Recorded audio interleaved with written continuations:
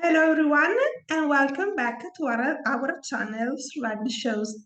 We are here tonight with our guest, actor and writer Xavier de Guzman, who recently wrote a children's book called A Peeled Fruit. Welcome Xavi and thank you for being here today. Oh, thank you. Grazie. Grazie mille. And let's begin. What kind of exciting and unexpected things do you think children might encounter in A Peeled Fruit? I think for one, children will enjoy the illustrations, first and foremost. I think the illustrations are something that a lot of younger individuals will be able to relate to because then they have something that they can see. Where the story, I find the story would relate more to the adults or to the parents that are reading it, where I think the parents would understand the struggle of trying to connect with their children, where I find food is what connects everybody. So for a parent to connect with their child, I find food is also something that's a big influence. And me growing up, my parents had a lot of fruit. You can relate to a lot of fruits, where I know a lot of my Italian friends, they can relate more to like their pastas and right. So, or their oranges, lots of oranges I heard in Italy as well. And who is your favorite character in A Peeled Fruit and why? My favorite character would have to be Baby Fernando. Baby Fernando, he, that was me, right? That's Okay. my story where I grew up and my mom would always, at the end of every dinner, have fruit peeled. Or while we're eating our main course, she would already be starting to peel fruit for dessert. So then after we finished eating, there's always something fresh for us. And then it got to the point where I wanted to eat chips. I wanted to eat ice cream. I wanted what my friends were eating. And then I wasn't eating as much of the peeled fruit anymore. And then when I got older, all of a sudden, I found myself peeling fruit for my friends whenever we're at a table or something. Or whenever we'd be hanging out, I would be peeling fruit and then I'd offer them some fruit. And I wouldn't realize what I was doing until my friends would mention it to me, where it's like, I've never had peeled fruit in a long time.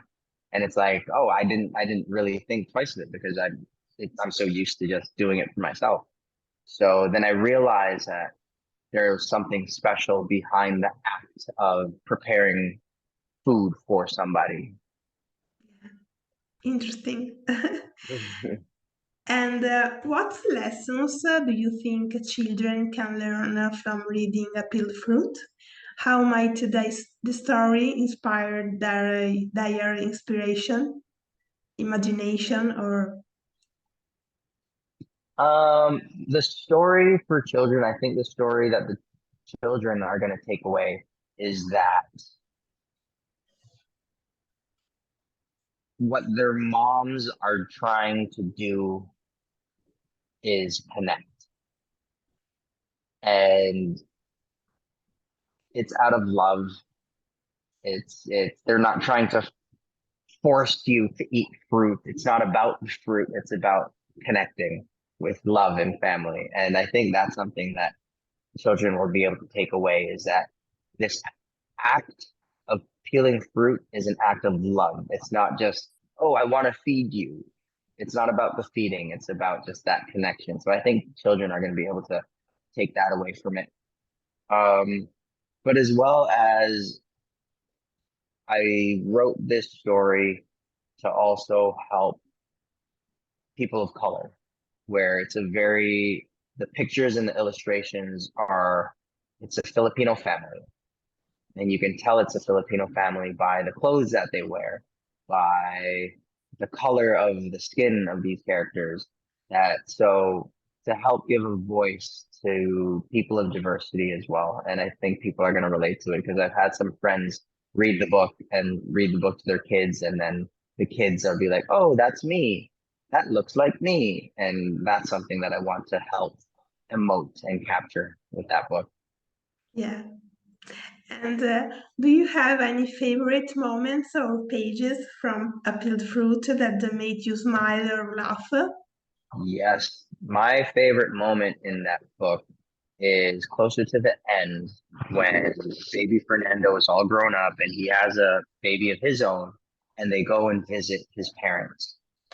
There's a gesture, and in Tagalog, in Filipino, it's called mano, where you take your elder's hand and you bring it to your forehead and you touch your forehead with the back of their hand. And that's a sign of respect for elders. And I remember when my illustrator first drew the picture, she drew it and it was a very playful picture where the baby had the grandma's hands in his hands and he has a big smile on his face and he's really happy and it looks really cute. But I wanted that moment to show more reverence for that action. So then she made an edit where she had the baby's eyes closed and then bringing the hand to the forehead. And I think that just captured that moment of the meaning of this action called mano, where it's about respect now. And so that's my favorite moment in the book is that making that edit and then seeing the final image of it. And then whenever I go to that page and you see that his eyes are closed when he's taking his time blessing, I think that's my favorite part for sure. Great.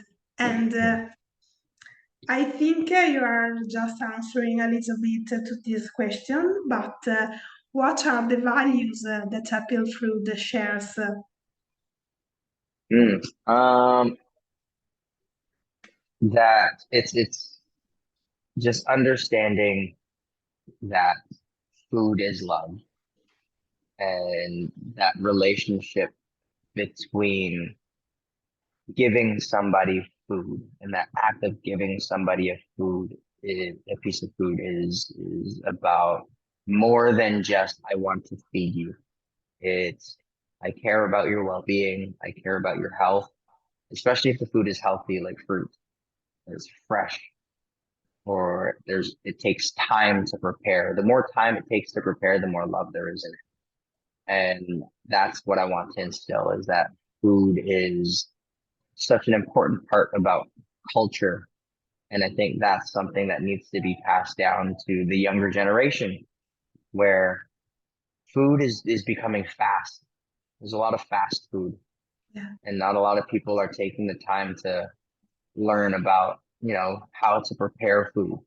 Even the simple act of cutting fruit up, right? People don't want to do that. They'll go to the supermarket and they'll buy fruit that's cut, where I always laugh at that, where like you have a pineapple and then you'll have like a styrofoam container with pineapples cut up. And it's like, why wouldn't you just buy the pineapple and then cut it yourself? And so I think that's something that I want society to start to acknowledge is that there's so much culture and love and history behind food that we shouldn't just forget about it. Yeah. Hmm. And if you could create a sequel to A Peeled Fruit, what kind of new adventures or challenges would you like to see the characters face?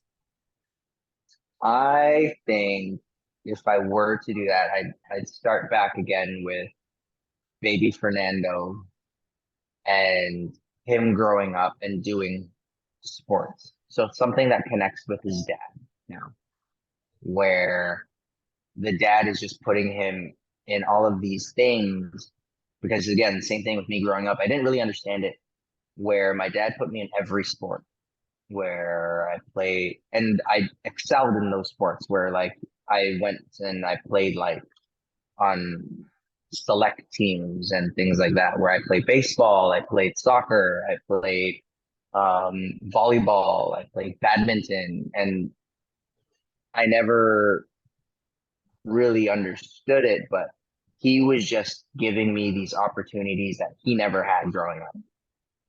So I Yeah. think that was really special and important for him to know that he was giving me something that he never had. Because I think that's our job when we become parents is to provide a better lifestyle than that we had growing up. When in the reality is we can't, because when I was growing up, I was ungrateful. I didn't understand why my parents were doing things, and they were just trying their best, and they did their best. And with that, they I think they raised very reasonable and respectful, child to who I've become today. But then and then I grew up thinking, oh, I'm gonna do what my parents never could for me. And it's like that's not really how I want, that message to come across, where I want the message to be, now that my parents gave me all that they could, now it's my job to give that to my children, as well as some more things that based on the environment that we're growing up in that I can give. So that would be the sequel. Yeah, great. And how do you think Appeal Fruit stands out from other children's books? What makes it unique and worth reading? Mm. Well, what makes it unique is that it's my story. So it definitely came from something personal, where if somebody else has that story out there, good for them, but it wouldn't have the details that this story has. Um, and why I think people should read it, just because I don't know, I think it's a fun story. I think there's something that people could relate to, especially if they like eating fruit, especially if because that's a story that almost every parent that I know has come across, is that they're doing something for their child, and then their child doesn't reciprocate. And then it's that moment of, oh, they're just growing older, and it's not the parents' fault, but it's like the child goes to school, and that, because like that was me too. Is like when I went to school, I no longer wanted lunch from my parents, because like I didn't want rice because everybody made fun of the kid who ate rice for lunch, or just make me a sandwich, that Yeah.